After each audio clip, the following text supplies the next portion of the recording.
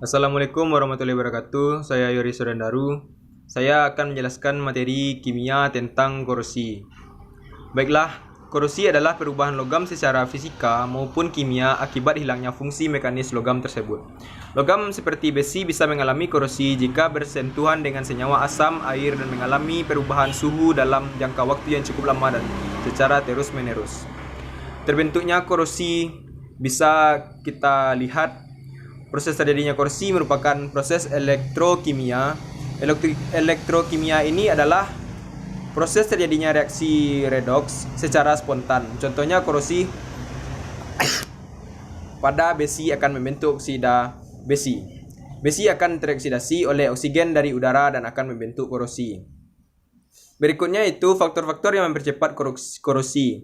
Yang pertamanya itu air dan kelembapan udara. Air dan kelembapan udara memegang peranan penting pada proses terjadinya korosi. Semakin tinggi kadar uap air di sekitar logam, semakin mudah pula logam mengalami korosi. Yang kedua yaitu elektrolit. Jika mendengar istilah elektrolit, apa yang kamu pikirkan pada produk minuman B100%? Elektrolit merupakan tempat atau media yang menjadi tempat berlangsungnya transfer muatan. Hal itu mengakibatkan oksigen dari udara lebih mudah mengikat elektron. Contohnya air hujan yang bersifat asam dan air laut yang bersifat asin maupun menjadi media mempercepat korosi. Yang ketiga yaitu permukaan logam yang tidak rata.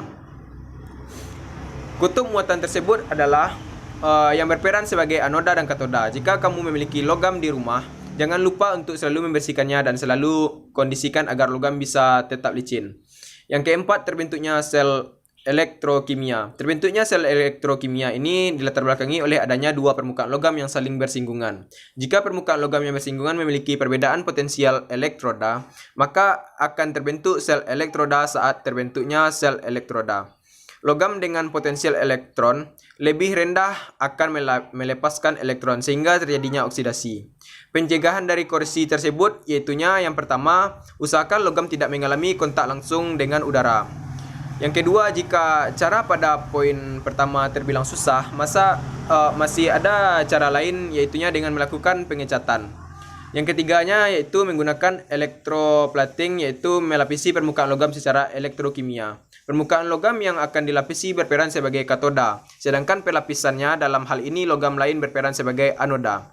Yang keempat yaitu pengorbanan anoda atau perlindungan katoda, yaitunya untuk mencegah korosi dengan cara mencegah terbentuknya sel elektrokimia.